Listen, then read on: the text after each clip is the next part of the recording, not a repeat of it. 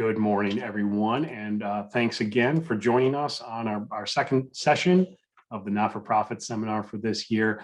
If you weren't able to join us for the first session, my name is Matthew Saha. I'm the leader of the not-for-profit industry group for the firm, and just a few housekeeping announcements that are on your screen that I want to draw your attention to before we get started on this next session. Reminder that you will need to answer at least 3 of the polling questions. We leave those open for 60 seconds. So please be aware that those are out there, that you'll need to answer those if you want CPE credit for this session.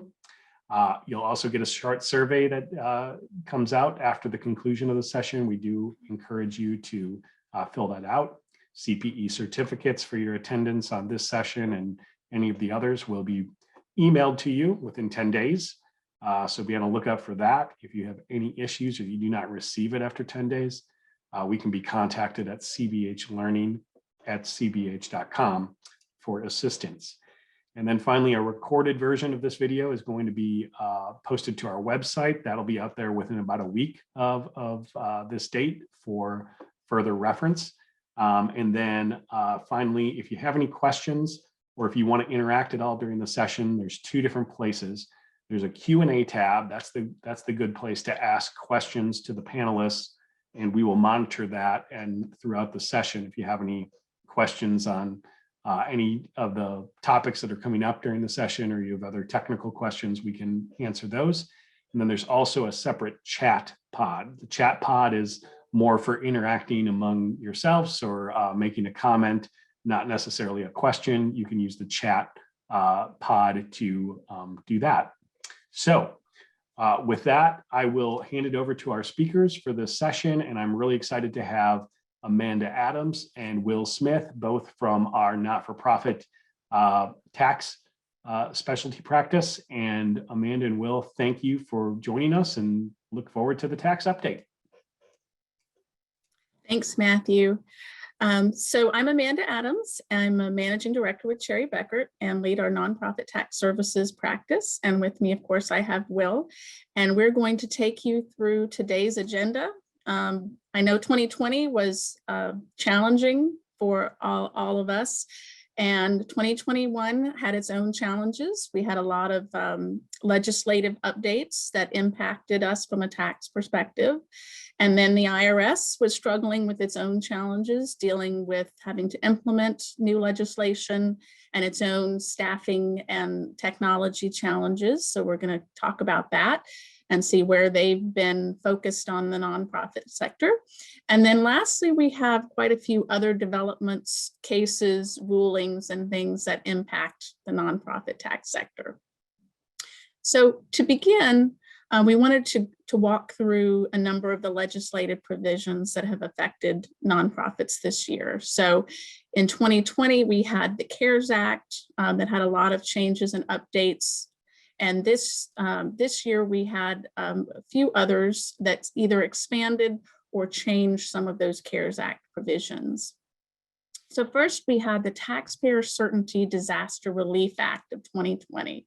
And so a number of these provisions that are affecting the nonprofit sector are doing it either by providing sort of stimulus payments in terms of the Paycheck Protection Program loans that we had from the CARES Act and the employee retention credits. So some of these were focused on expanding eligibility for those types of relief, and then also stimulating giving to the nonprofit sector. So one of those items was to provide that non-corporate taxpayers, so that means individuals and trusts, would be eligible to deduct up to 100% of adjusted gross income for certain charitable contributions made during the year. So just to kind of put this in context, prior to any sort of changes made by the Tax Cuts and Jobs Act or this provision, essentially individuals would normally only be able to deduct up to 50% of their adjusted gross income for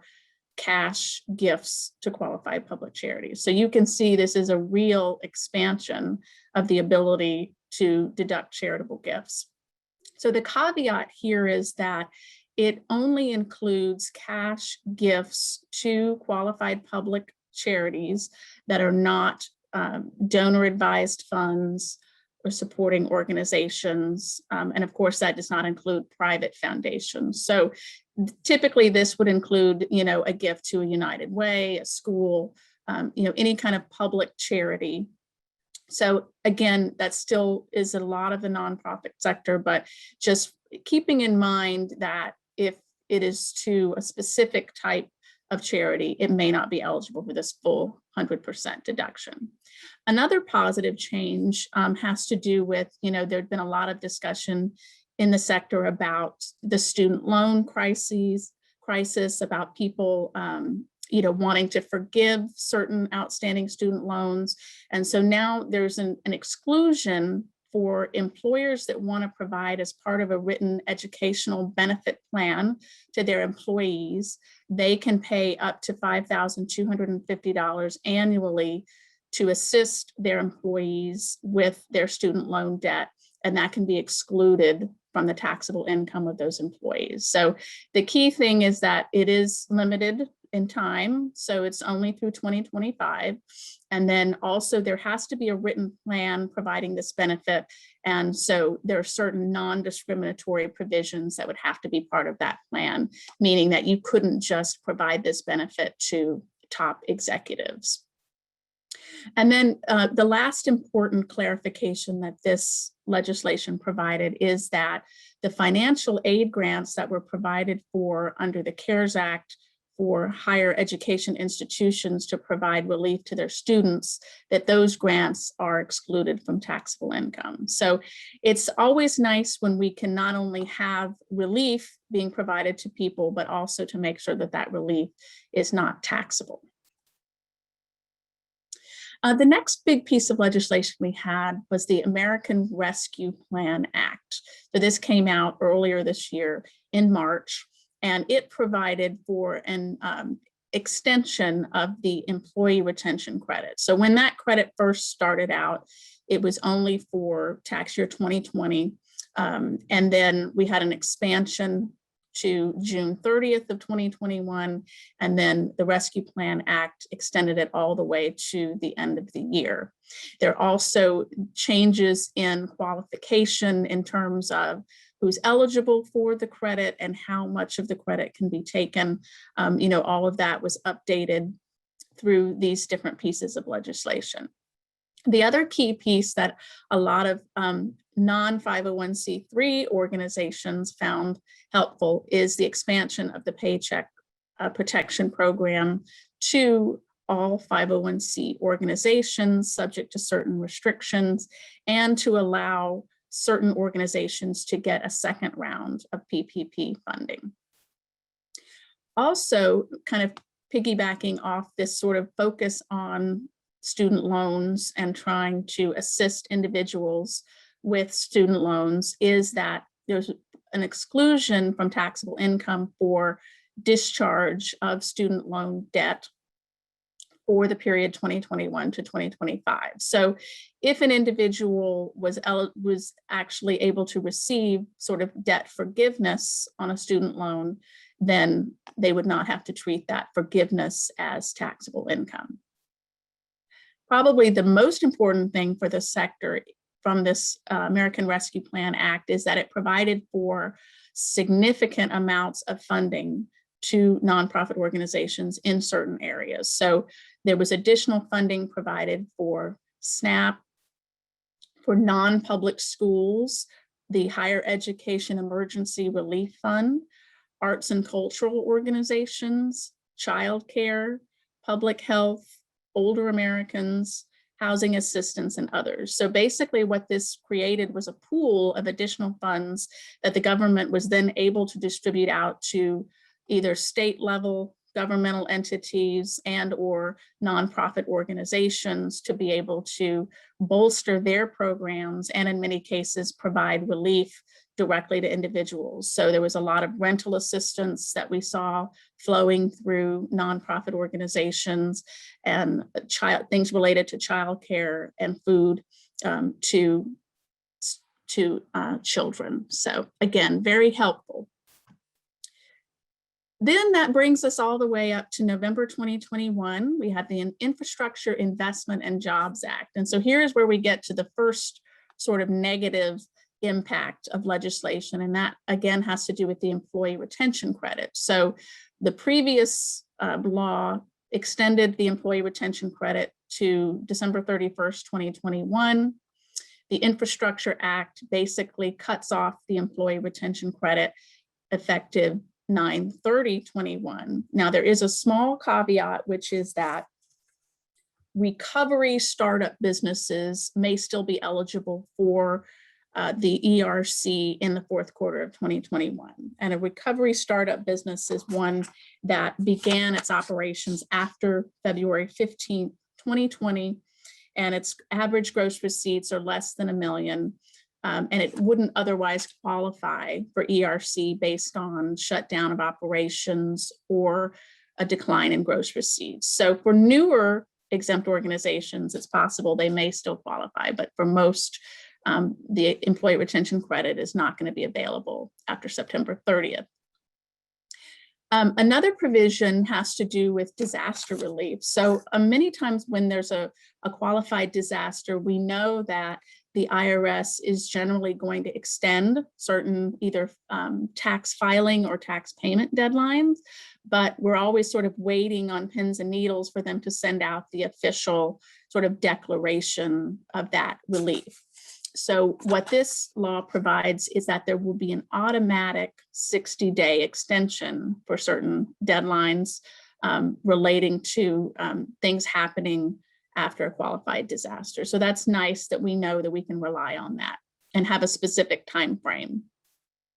And then lastly, the law provides for the eligibility of tax-exempt bond financing for broadband projects in underserved areas. So basically what this means is an organization can get tax-exempt financing for a project that is expanding internet access in areas that are not currently well served and don't have reliable internet access. So for exempt organizations that have that as a focus, it'll be helpful to know that they can get some additional funding for that area.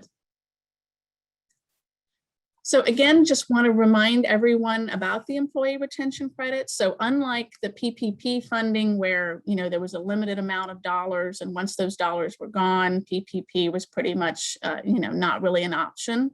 The employee retention credit remains available as long as we are within the statute of limitations for filing an amended payroll tax return to claim that credit.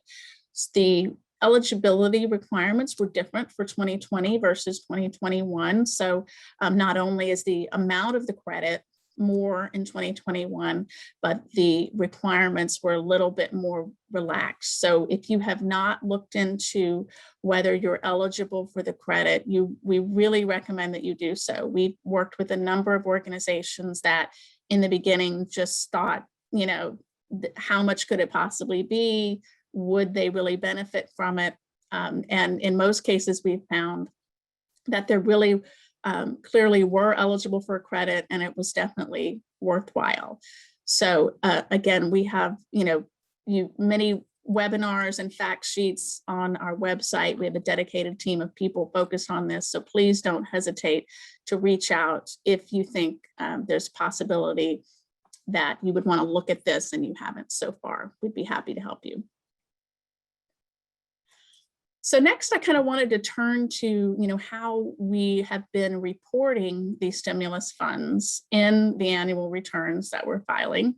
So for PPP loans, we typically have followed the organization's financial statements. So what that means is we're either seeing the PPP loan as a loan on the balance sheet at the end of the period, or we have sometimes seen it as deferred revenue. And then the last kind of thing that we've seen is whether if it's recognized as revenue. So the IRS has provided guidance that essentially PPP loan forgiveness is considered to be a government grant that is a contribution. So that's how we've been reporting it versus it being some kind of other revenue, debt forgiveness, something of that nature.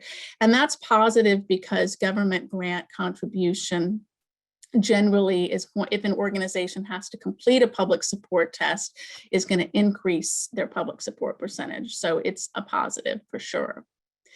For employee retention credits, it's a little bit more of a gray area because on the financial statement side, we'll typically see that as government grant revenue, similar to the PPP loan forgiveness. But the IRS guidance in that circumstance is different in that the guidance there is to net that revenue against the payroll expenses. And there's no real distinction between for-profit entities and nonprofit entities with respect to that guidance. So for nonprofits, there could be a negative in the sense that if your functional expenses would go down significantly in the program expense area because of that netting, maybe it could throw your ratios off. Additionally, you wouldn't have that government grant revenue potentially as public support. So we, have been working with clients to see whether they would like to align with the financial statements more, or if they want to follow that strict IRS guidance about netting. So that's for the 990. Now the 990T, we have to take a different approach because again, in the 990T is reporting taxable income. So we may have to take a different approach. Fortunately, PPP loans are not only is the loan forgiveness not treated as taxable income, but the associated expenses can still remain deductible. So I know in the beginning, the guidance was different. And so there was a concern about whether there could potentially be a reduction in having your deductible expenses that were used to get the PPP loan forgiveness. Now, exempt social clubs, have a different sort of methodology for having to determine their unrelated business income, and government grant revenue is not always excluded from their taxable income. But in this case, because the forgiveness is based on the expenses, there should be kind of a netting to zero with respect to the revenue and expense. Now, employee retention credits, again, are not considered taxable income, but since they are supposed to reduce the related payroll expense, if those payroll expenses are connected to an unrelated business activity, that would mean that there'd be a reduction in the expenses that would be available to deduct on the 990T because they would be offset by that employee retention credit. All right, that is going to bring us to our first poll question. So we are trying to find out how many of you received either PPP loans or employee retention tax credits.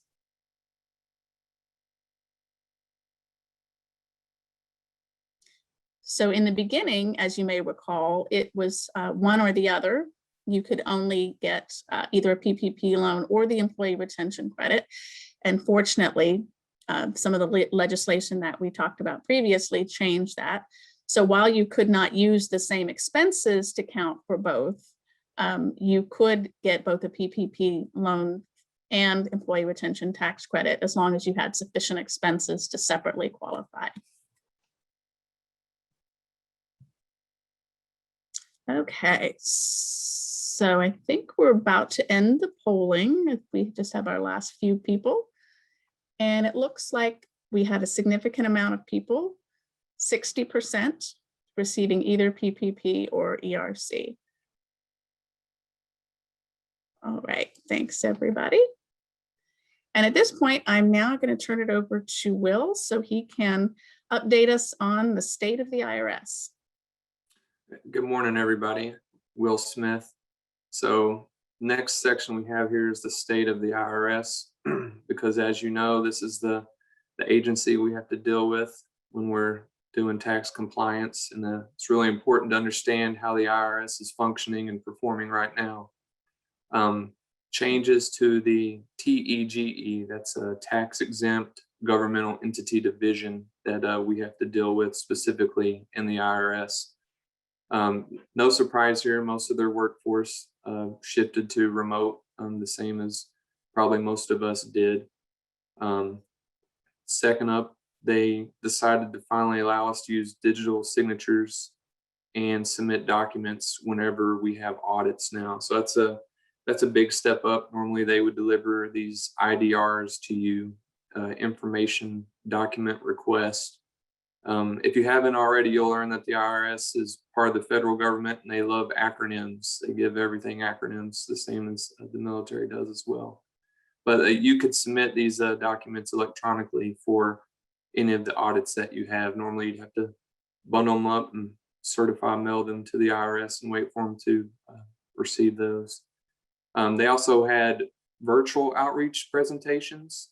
So their employees attended and also hosted some presentations to a lot of people. They also did some of these in person as well. They did 35 in person and like 25 virtually. So it's good to see the IRS actually getting out there and telling us what they think and how they perform at their job, so we can try to help you better whenever we're dealing with them. And they also had 188 new hires. That's only for the division, for the tax exempt division. Out of those 188, unfortunately, most of those were revenue agents that we would be dealing with during audits. And just to give you an idea, their total workforce is around 1,600. So you can see they hired, over 10% of the amount they did have. So hopefully this will help them help us whenever we're helping you just talk to them and get things done. So next up, the IRS is updating their case management system. So what this is whenever they have files come in and they have to respond, you can see here they used to have 60 different case management systems, and they're working on combining all these and moving them to the cloud. So if you ever were wondering why the IRS was slow, I think this statement right here just tells us why they were slow in responding. It's because of how many systems they had to deal with. You can see here too, they were handling about 30 requests annually. When people are requesting IRS determination letters, probably maybe some past returns. So they're using this one system. So usually when you'd send it in there, this would all be a paper system. They would have to go run around their warehouse or wherever they work, hunting for different pieces of paper to complete your request. But now when you send it to them, they scan it into their system and they're able to do this all digitally now. So they're finally catching up to the rest of the world when it comes to foregoing paper and coming to the digital age. Unfortunately, this also gives them, the last bullet here, information referral tool.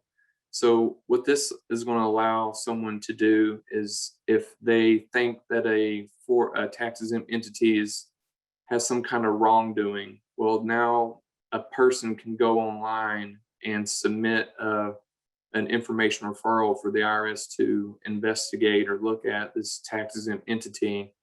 And this will automatically get put into their system and flagged for a revenue agent to look at.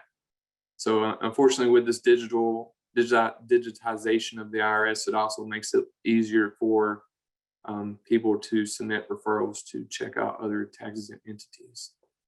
So next slide. So how many IRS examinations were there? And please note this is a fiscal year 2020. So you can see the total number of tax exempt organizations, about 1.9 million. So I want you to remember that number for another slide later on. And you can see here the total number of examinations, 3,240. So we already did math for you. The examination rate for tax exempt organizations is very, very low. And you would kind of consider that, considering there's no federal income tax. So you would have to be investigating some other issues. You could have excise tax, for example, or unrelated business income tax, but those, you don't find those on every tax exempt organization. So you can see here, out of the 3,240 cases, 36 of them were proposed revocations of your tax exempt status. Out of those 36, about 21 of them were because the organization did not have an exempt. They didn't have an activity that was considered exempt. So if you don't have an exempt activity, you can see the chances of you getting the revocation is higher if they come at you. Another 11 of them were because the organization had discontinued operations. So they either merged their operations into someone else and just kept the shell entity open. So the IRS was just proposing revocate this, and this entity kind of needs to be closed out and terminated. 88% of these cases resulted in a tax change. They didn't break this down into detail about if this was from unrelated business income or excise tax. So can't give you more details about that.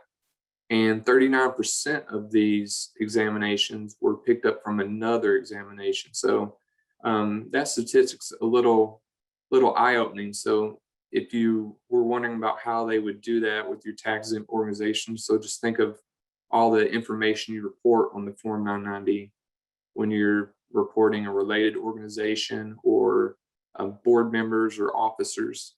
So this might be examples of where they would find that information and tie it back to this examination that they're doing. So next slide. So of these examinations, they have different classifications of them. And one of them is a data-driven examination. So this is where the information that's reported on the Form 990, they have queries. The computers are looking at that information, and they're programming the computers to look for certain aspects, certain numbers, certain thresholds. And what that does is that creates a little flag. And then someone else, IRS agent, might look into that if there's too many flags. So out of these data, out of the 3,200 examinations, you can see 1,500 of them, almost half of them, were from the information that's reported on the 990 being examined by like a computer program. And out of these, you can see the 4 that they were really looking at was employee classification. This right here is a big thing for the IRS. You can see they would kind of lean towards the option of you reporting someone as an employee versus an independent contractor, so that there's more tax to pay and collected. It's a little bit easier for the IRS. The next one was filing requirements.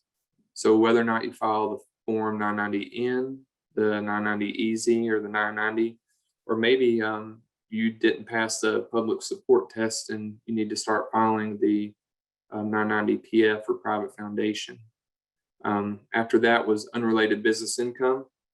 I would think this would be high on their list because this is the one area where the IRS, this tax exempt division, can actually recover additional tax and kind of make some money. And then the last one was operational and organizational requirements. So your articles of incorporation might not have specific clauses that you need.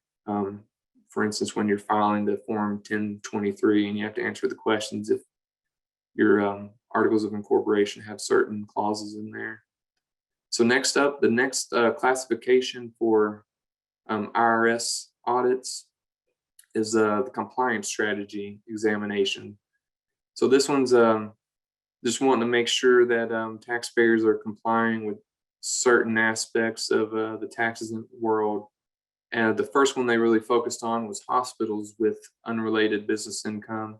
I have a lot of experience in this area with hospitals, and I can definitely vouch that a lot of hospitals would have more expenses than income they would report.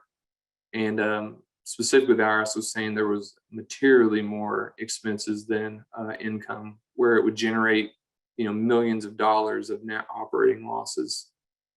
And a lot of this comes down to how you classify or allocate indirect expenses. So this could apply to more than just hospitals. If you have multiple or even one UBI activity, and how you allocate indirect expenses to that activity.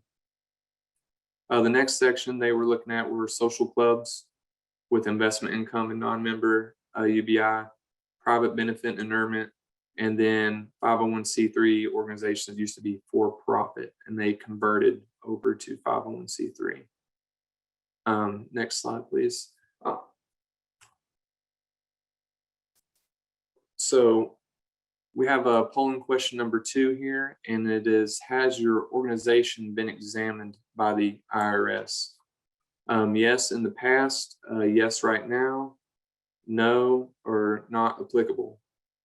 And if you remember, the examination rate was pretty low, 0.17%. So we're going to give you 60 seconds around that time to answer polling question number 2.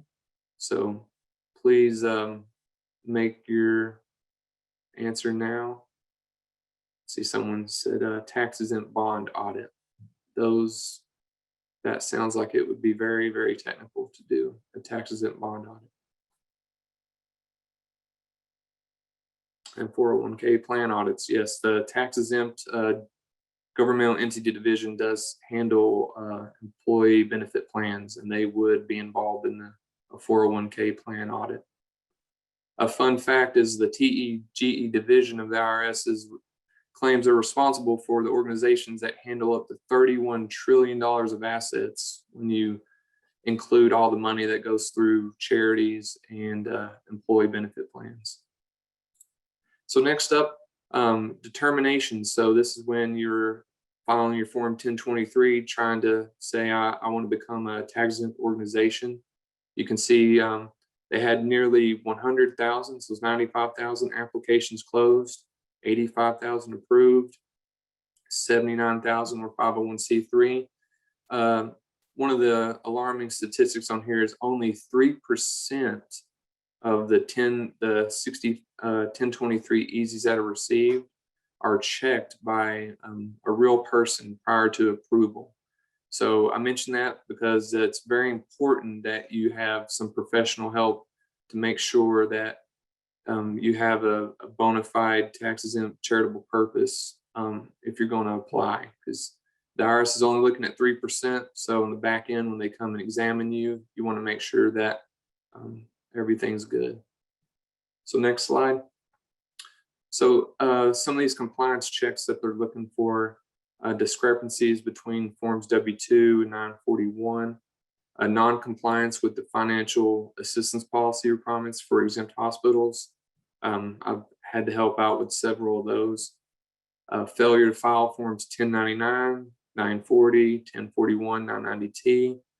Information letters sent to remind organizations of the new requirement to e-file forms 990, 990PF, the 990T as well.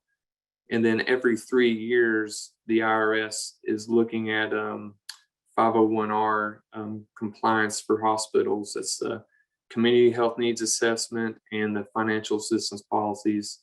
And I know they actually had to hire some outside help because they didn't have enough people, and they would go. These outside help would examine the hospital's websites to see if they were complying with these issues. Next up. So the compliance program for the IRS for the upcoming year, number 1, strengthen compliance activities, improve. In that strengthen compliance activities, specifically, they're going to start working with the department that handles individuals, and especially high income individuals, and how they are related to private foundations is one thing they specifically mentioned there. Improve operational efficiencies, maintain a taxpayer focused organization, which they're trying to do, as when you saw they're trying to upgrade their case management software. That will help out a lot with helping us whenever we have to deal with them. Ensuring awareness and collective understanding. And this next one, leverage technology and data analytics. So the IRS is trying to create a two-way, right now you have to fax or paper mail items to the IRS, where they're trying to create this taxpayer digital communication. They call it the TDC. And this is where you would actually be able to email back and forth with the IRS through a secure portal that they're creating. And they're hoping that some of this will be available next year. So I'm really excited.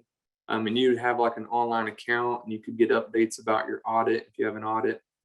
And so I'm really excited about that. And they're also going to improve the system for the actual IRS employees so that they're better able to help us. And then lastly here, develop the workforce of the IRS so that they're more educated and can help us better. So next slide here. So some of their compliance strategies, worker classification that I mentioned earlier about independent contractors versus paid employees on the W-2. That's a facts and circumstances test. So if you have any questions or concerns about that, I've actually went through an audit, and the reason why the payroll audit was triggered is because the organization filed a 1099 and a W-2 to the same individual. And they had also previously filed a W-2 for an individual, and then in the subsequent year filed a 1099 to that individual because they had retired. So that right there was triggered this payroll audit for a client I worked for in the past. And then 990N eligibility. So the postcard that you might be familiar with, but they just want to make sure organizations filing that postcard are actually eligible to file that. And then lastly here, one of the ways they can make money in this division is the excise tax on excess compensation. That's generally over $1 million. So because we have to report the salary information on the 990, if you're not, and you have someone that's making over $1 million, you potentially have excise tax that needs to be paid on that amount over 1 million. And the IRS can easily check that with their computer system.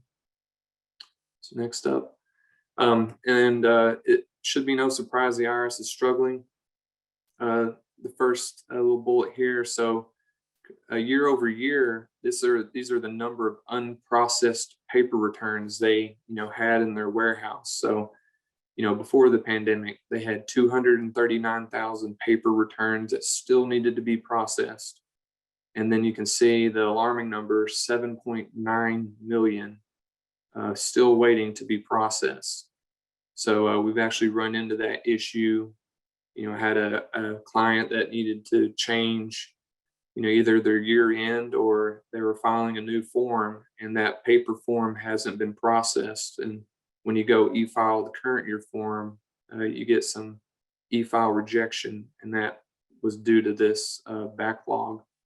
And because of this backlog, they've had delay processing payments. They've erroneously assessed penalties. Their computer system will spit out a bunch of penalties and send them out to you, and we've had to respond to those. So this has all just created a lot of work for the supply chain after this. And then insufficient personnel. You can see they had about 80% of their normal typical workforce they've had in the past. And we showed you they had hired about 188 new people. And then the technology upgrades delayed. So right now the IRS is working with a system called the IMF, and they're trying to upgrade it to a new system, 60 years old. So they hope by 2030 that they will have it updated to this new system. I think that might be is there one more slide after that? And that's all for the state of the IRS. So you can see there's some shining light in there. Hopefully they get things together. But now I'll turn it back over to Amanda for other developments. Thanks, Will. So the first thing I just wanted to touch base on has to really do with private foundations. There've been, there's a common concern about certain assets coming from an estate. So typically a private foundation is not able to hold a note that is due from a disqualified person. But there had been previous rulings in the past where basically there was a workaround whereby the notes would be contributed to an LLC, and the private foundation would own an interest in the LLC, and thereby the hope was to escape any self-dealing restrictions. So the IRS announced earlier this year that they're no longer going to rule on those types of transactions. They're currently revising and reviewing their position on that. So for those organizations that have that type of transaction, this should be a flag that there could be a potential concern. The IRS is wanting to take a different view with respect to these kinds of arrangements. Next, unfortunately, the IRS finally clarified that for exempt organizations that don't have unrelated business income that just file a 990, if they change their accounting method, either from cash to accrual or something more specific with accounting for a particular transaction, unlike a for-profit taxpayer, they're not required to file a Form 3115 to either request an automatic or to request approval of the particular change. So that's very helpful. To keep in mind, though, for organizations that have unrelated business income and the change affects the unrelated business income calculation, they would still be required to notify the IRS of this change.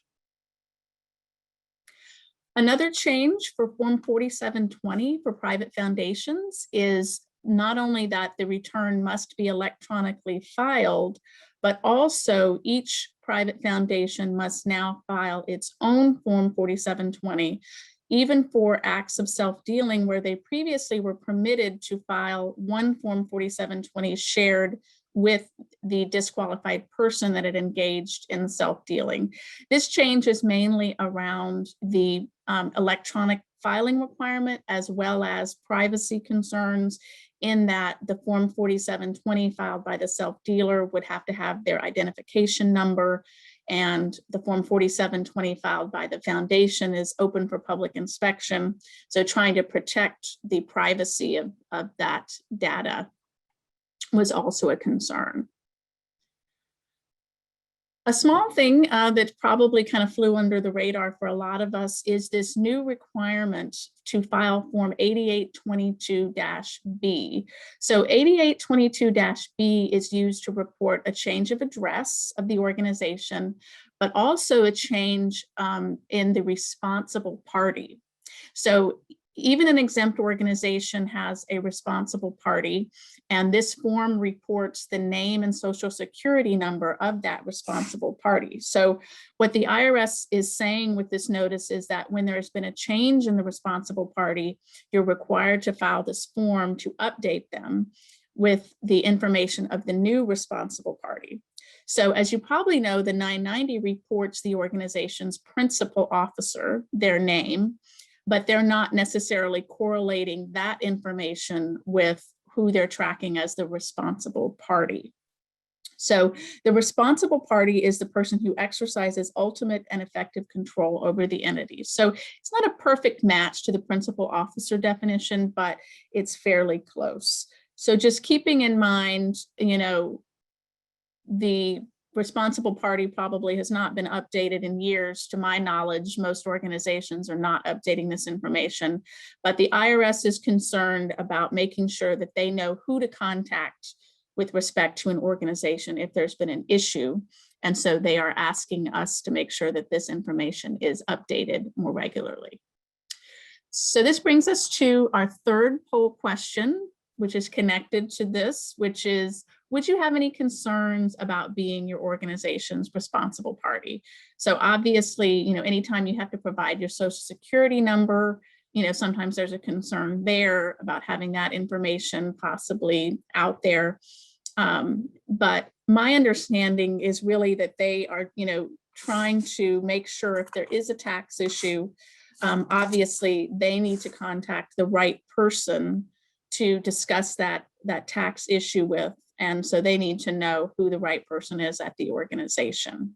So governmental entities have the option to provide an entity as a responsible person, but all other taxpayers have to provide a natural person's name and ID number.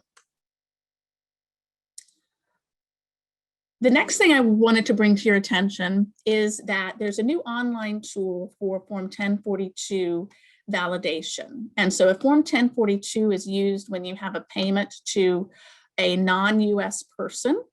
And so there may also be tax withholding requirements when you make a payment to a foreign individual or company. And so what this tool does is it helps you, the organization, validate the information that you've gathered, whether it's the US taxpayer identification number, the withholding rate to be applied, et cetera. So it basically is not required, but it would be something that the IRS would look at if there was an issue with the forms that were filed later. They would look favorably on organizations that had used the tool in terms of whether they were going to assess a penalty. So a very important case that happened recently is that a donor basically set up a donor advised fund with Schwab Charitable, and then they sued them for breach of fiduciary duty because they didn't like the investment fund options that Schwab Charitable was making available, which, as you might imagine, were Schwab related investment type mutual funds. And essentially the court found that once a donor makes a gift to a donor advised fund, even though they may have some advisory privileges with respect to the investment of those funds and subsequent distributions to public charities, basically they have given up any right to direct those funds and how they're invested. So the case was dismissed because the donor lacked standing. He had given up those rights to the funds in exchange for getting an immediate tax deduction. So that's an important thing to remember, that donor advised funds may feel like they have a little bit more control over them, but the court is going to enforce those rules saying that a completed gift has occurred, those assets now belong to the charitable organization, and the donor has given up those rights.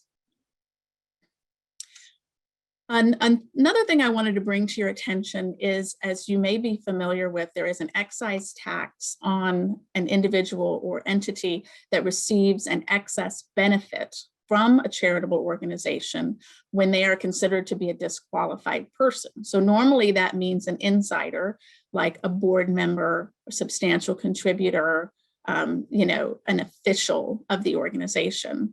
Well, this case was interesting because here we had a founder who was not on the board, who was not a substantial contributor, but they found that he was considered to be a disqualified person for purposes of assessing this excise tax because he had, in fact, the ability to control the operations of the organization, even though he did not have that control on paper. So he had basically used about $1 million of the organization's money for his own personal purposes, personal purchases, things like that. So he was subject to this 25% tax on receiving an excess benefit, and of course had to return all of the funds received. Another case of excess benefits that happened during the year, basically we had a doctor who had created a charity, and the charity was to provide medical services to needy people in the community. And the charity paid for health insurance for the doctor and his family. And then also the charity wrote a couple of checks to his wife, who was the treasurer. And she maintained that she had distributed those funds out to needy people in the community, but she was not able to actually provide any evidence that she had done so. So what I thought was interesting was that clearly, the checks that she received were considered an excess benefit, but the medical insurance was not. Because they provided services to the organization, they were considered to be an officer, and therefore these benefits were a non-taxable benefit, and therefore were not considered to be compensation for purposes of there being an excess benefit. Normally, you're required to identify items that are supposed to be considered compensation for purposes of not being treated as an excess benefit. But in this case, there was an exclusion because it was non-taxable. Another interesting thing that we are seeing as there's a conflict between state regulations regarding cannabis and the federal requirements that it is still an illegal substance is that a church was denied exempt status because their planned activities included the use of a federally illegal substance. So again, to be exempt, You cannot be engaged in any illegal activities.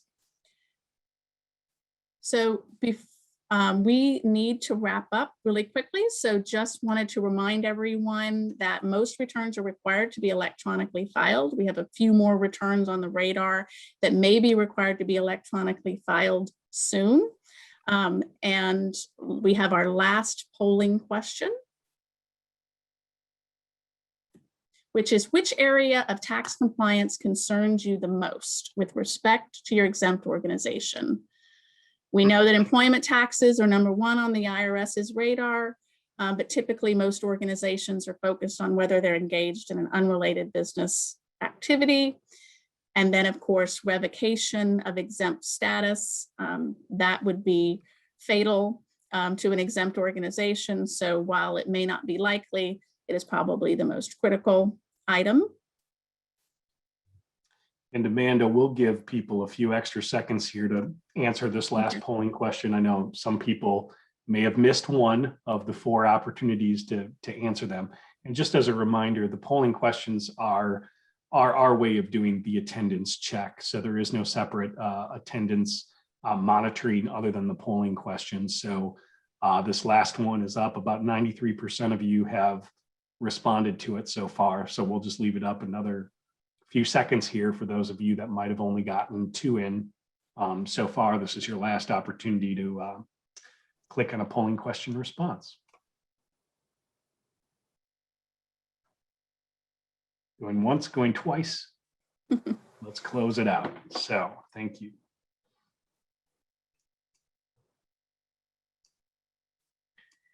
And Amanda, I'm not sure if you want to mention, comment on the poll results, and then we'll close it down. Yeah, thanks everybody. Clearly, we've got unrelated business income taxes as the number one, with employment taxes shortly thereafter. I just want to thank you all for tuning in today. And please, if any of our slides or comments raise any questions for you that you didn't have a chance to answer, please don't hesitate to reach out either to me or Will. We'd love to catch up with you on any clarification you might need. Thank you so much, Amanda and Will, for the session today. Really always enjoy getting an update from you guys on the tax world. And thank you again for the attendees for joining us. As a reminder, you will receive a survey after each session. So please do give us that feedback and take a moment to fill that survey out. Our next session is going to begin at 1 p.m. Eastern time this afternoon. So we get a little break for lunch here. Hopefully you can go get yourself a good snack and refreshment. And the next session is going to be on the value of enterprise risk management for not-for-profit organizations, a topic that has been coming up more and more frequently in boardrooms right now. So very relevant, and we'll look forward to seeing you at the next session.